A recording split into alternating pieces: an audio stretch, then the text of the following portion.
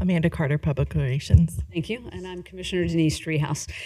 So we have an item on our agenda this morning that is relevant to everybody that lives in Hamilton County, everybody that works for Hamilton County. It's happening up at the State House, and it's relative to House Bill 335.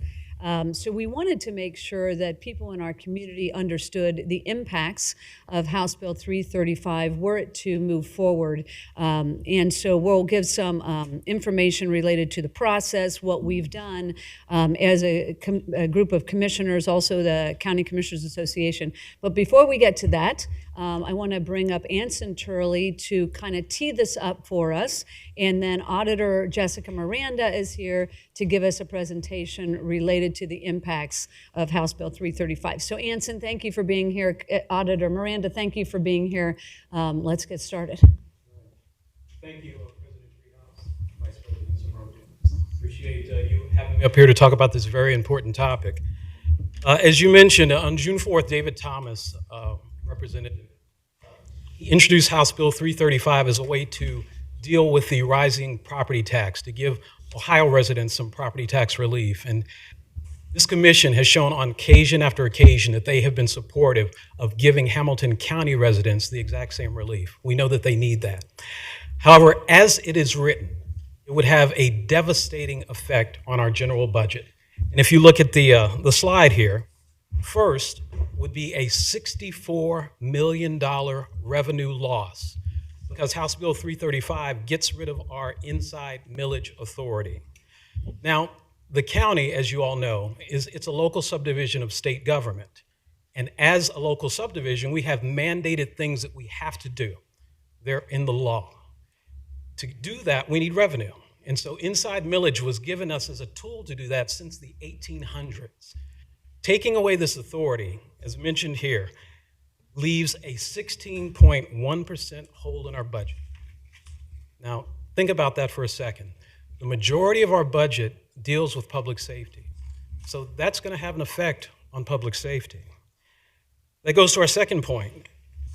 Without replacement revenue, and inside millage has been a stable replacement revenue, that's going to threaten our core critical services. It also gives us a timing crisis. So House Bill 335 gives you as the commission the ability to raise a sales tax to replace this lost revenue. So if you decide to put a sales tax on the ballot, and then if the voters decide to approve that sales tax, so those are two ifs, we would not see revenue until July of 2026. That would mean that we would lose out on $33 million of revenue, and that's the best case scenario under this bill, losing $33 million worth of revenue, which would again have a serious impact on our ability to perform our core critical services. Then there's the creditworthiness concern. Losing that much revenue, as a county, we have to borrow money in order to do the things that we need to do, whether it's public infrastructure, whether it's the projects that we need to do to support our communities. If we lose that much revenue, of course, our credit rating could go down. That would raise the cost of borrowing, and that would increase the cost to the taxpayer. So then what are we left with? There are several bills that deal with this without compromising our county finances. I know you as a commission, you can be in support of those. But what we don't want to do is we have to maintain our core critical services. And to do that, we would support any action that would not compromise the county's finances. And with that, I'm open to questions. Thank you. I think we'll save them until Jessica Miranda comes forward and does her presentation. But thank you, Anson. Thank you for teeing this up for us. Welcome. Thank you, President Driehaus, Vice President Simone Dumas, and fine folks on the dais. This is my first time presenting before the County Commission, so thank you for having me. I wish it were a better topic to be presenting on, but you know, we are dealt the cards we are dealt here in the Ohio legislature, and we have to respond accordingly. So you have just heard a very, very good presentation from Anson, and I will just strengthen most of the points that he made within my presentation. You have it there before you, and we also have it up on the screen. So House Bill 335 is, of course, advertised to provide immediate property tax relief to property owners across the state.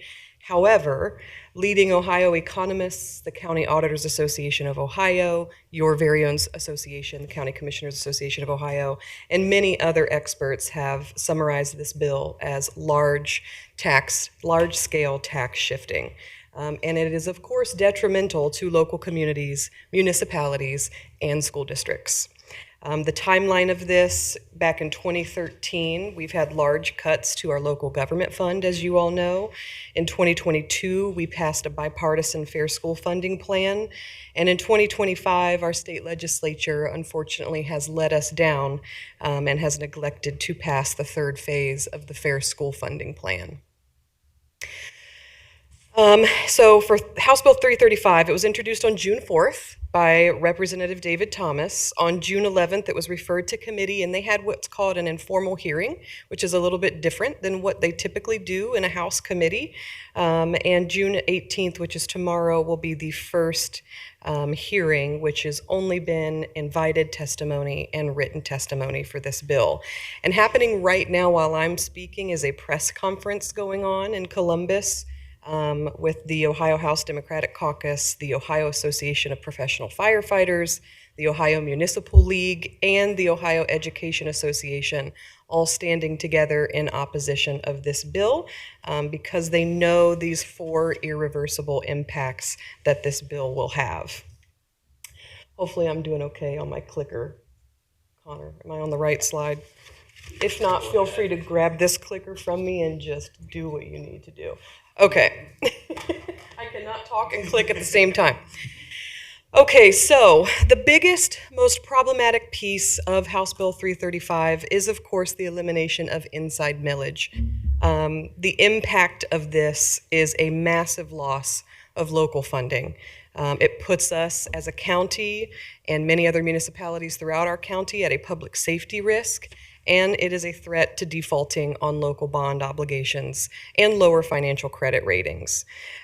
So in summary, without a permanent backfill, cities may freeze hiring, cut services, postpone valid infrastructure projects, or scale back essential public safety programs. And as was brought up in the first informal hearing of this bill, one of the members of the state legislature pointed out that one of her suburban communities, that translates to a loss of 17 local law enforcement agents or officers or firefighters. So if you think about that suburban community and the suburban communities we have in Hamilton County, it would be an absolute disaster and wildly destructive to our local public safety funding. Okay, so on top of the elimination of the inside millage, we have numbers here for you that I want to show you. So the bill in total has a $3.5 billion loss in local tax revenue across the state. $271 million of that would be the loss here in Hamilton County for all of our local political jurisdictions. $74 million is the direct impact to the county's budget. I realize that this is a different number than Anson just brought up, so just keep in mind that these are the best estimated numbers from the most recent valuations if this were to go in effect now. And then you can see there in parentheses, $65.7 million of that is the county general operating fund, including state homestead and rollback reimbursement. And then $8.7 million of that is the county park district, which is not in the BOCC budget. So, I mean, that bullet point alone is enough sticker shock for, I think, any of our leaders here in the county to stand up against this bill in its current form. This includes the complete defunding of 8 police pensions and 2 fire pensions across the county, and is predicted to result in mass layoffs of police officers, firefighters, and other public servants. So per resident, from our estimations, if you take that number and you divide it out against the entire population of Hamilton County, this big bill that is supposed to be emergency tax relief for folks is really only saving them $20 to $30 a month. We can do more than that, Our state lawmakers could do more than that if they were to entertain any of the other bills that have been introduced to address our property tax crisis here in Ohio. Okay, some more about the elimination of the inside millage. Suburban and rural communities, of course, do not have the needed business revenue, nor the ability to collect income tax as well, or income to tax. 7 out of 10 levies already fail in this state, so not ensuring another stream of revenue other than throwing it back to the local jurisdictions and saying, go ask for a sales tax levy or go ask for an increased income tax levy, it is not really a solution, and it's not the solution that the people of Hamilton County deserve or any of our leaders that serve the people of Hamilton County. Okay, let's go ahead and go to the next one. Okay, the other piece, the second piece of the irreversible damage of this bill that comes as a detriment to the county's budget is that you are expected to, if you would like, match the homestead contribution that folks are getting currently in Hamilton County. This is an estimated $19 million cost to the county each year based on 2024 and 25 numbers to date.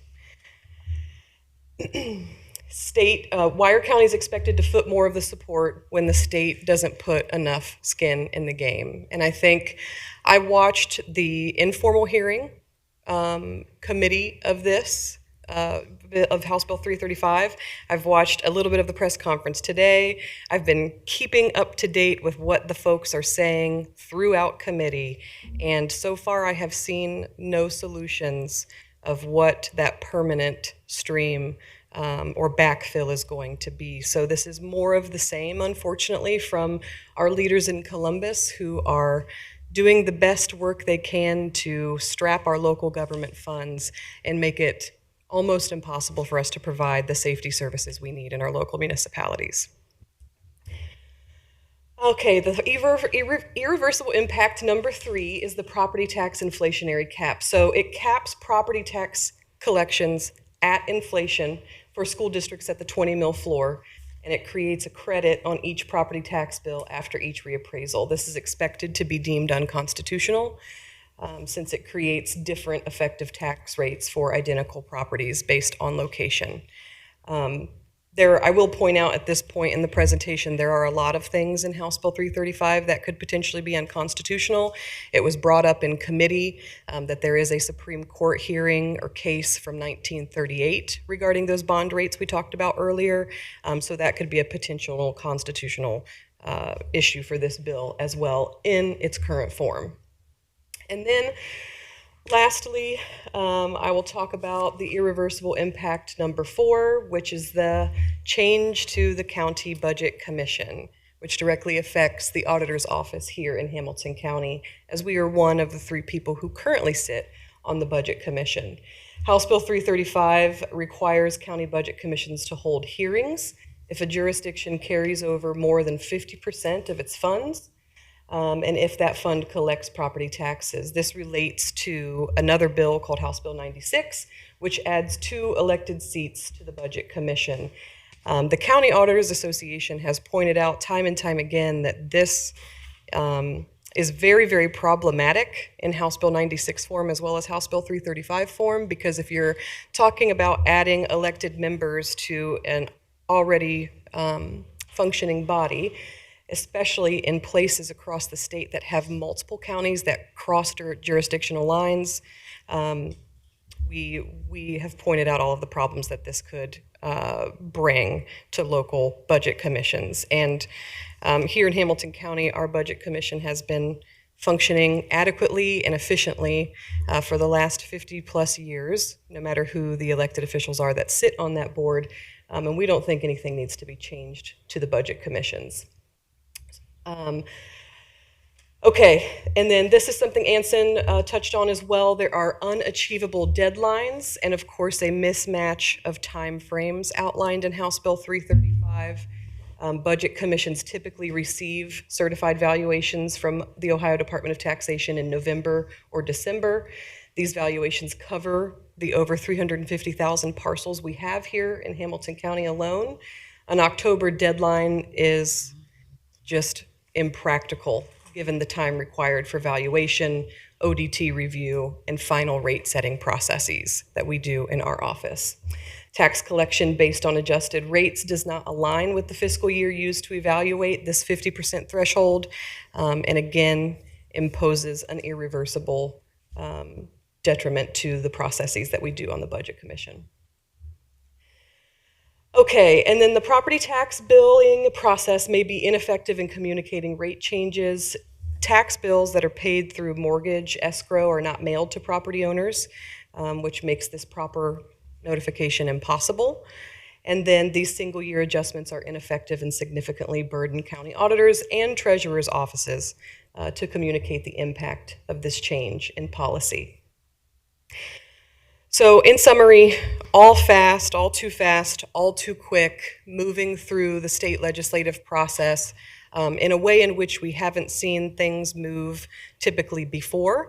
And these 4 irreversible impacts that House Bill 335 imposes on our office, on Hamilton County as a whole, and therefore all of the political jurisdictions and school districts that we serve in our county, is something that we should be loudly opposed to across the county. And fortunately, I've seen a lot of opposition coming from our county. I think we have a letter that's going to the state this morning that was sent out, and I thank you for standing with myself as your county auditor, as well as the County Auditors Association of Ohio and so many other organizations who are making their voice of opposition heard as best as they can, with a interesting committee process for House Bill 335. And then what you have attached on the back of my slides that I gave you is the 4 things that the County Auditors Association of Ohio has outlined and has given hours upon hours of testimony to the lawmakers in Columbus, especially to our Property Tax Review and Reform Committee. That committee was tasked with deciding what's next for property tax here in Ohio. They submitted a report after hearing committee from all across the state and all of our very own organizations. And there were 21 points outlined in that report, and not one of them is represented in House Bill 335. So that is also problematic. County auditors are tasked with being fiscally responsible and accountable and transparent to our taxpayers.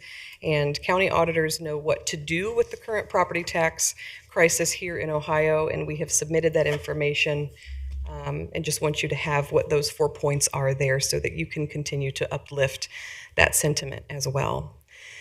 And with that, I guess I'll open it for questions for both Anson and I, and hopefully we've provided you with some additional information of how this would just be wildly destructive to not just the state of Ohio, but here in Hamilton County, our wonderful 3rd largest county here in the state of Ohio. Thank you. Thank you so much for the presentation, and thank you. I'm going to kind of pick up where you left off with the last sheet. A lot of work has been done by not only the County Auditors Association, but many of the other associations throughout the state, including the County Commissioners Association, to try to address the issue of property tax relief. It is something that is a very high priority. I know we've talked to both yourself and Jill Schiller, the treasurer, at length about what we can do, how we can advocate for what we know is a serious issue in our community, which is property tax relief. People were hit with, in some cases, very high bills for property tax, and we need to look at how we do that, how we do the evaluations, and have a long-term solution to this so that we can provide relief in current now and also into the future so that we don't encounter this over and over again. So I really appreciate that last sheet, especially with some ideas. And as you say, there have been many bills introduced in the legislature. There's too many to even mention, but they're all trying to get to this idea that we need relief, and some legislators have traveled the state to try to hone in on what ideas work where and what would be best in the long term. So thank you for providing that. I just wanted to pick up on a couple of things that both of you said. I too see this bill as a tax shift. It's a shift from what the state is doing down to the locals. So if they're, going to remove this much money from our budget by way of the inside millage for property tax, it's, as you say, it's around $64 million directly to the general fund. How do we make up for that? We can't simply make those kinds of cuts. That's over 16% of our budget. And so we peel into economic development, we peel into safety, we peel into all of the core services of the county. And so they have offered the solution of, well, just raise your sales tax. Easier said than done, I might say, and for different counties throughout the state, even that doesn't provide enough relief to make up for the difference. And so I would obviously take issue with that. And the last thing we want to do is, have this tax shift impact us then locally, and have to go to the taxpayers and say, hey, this property tax money went away, and we need to make up for it somehow. So here's something on the ballot about sales tax. So as you say, it decimates the general fund, and the vast majority of the general fund is safety. Mm-hmm. It's sheriff, it's the courts, and then some of it also is this great economic development work that we've been able to do, not only providing for big projects here in the city, but also all the local money that we are able to send out by way of community revitalization grants to all 49 jurisdictions throughout Hamilton County, and they have been able to use those in the business districts to catalyze development and to catalyze residential influx in some of these communities. So it's been really important, and it would be a real shame to see that go away because of this huge hit to our budget. So I just want to highlight also this idea about process. You were a state rep, I was a state rep, and there's a certain way you do things at the State House, and it's a process that takes some time on purpose, right? You need to get interested parties involved, you need to get testimony from different parts of the state, you need to have all voices in order to create bills into law that make sense for the citizens of the state of Ohio. And I was struck by the fact that the hearing tomorrow on House Bill 335 is an invite-only hearing.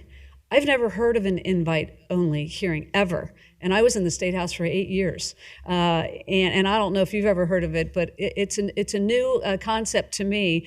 And so instead of having opponent or proponent testimony, it's invite-only, which is really striking. And so what we have done is sent a letter, because written testimony is allowed, whether you're invited or not.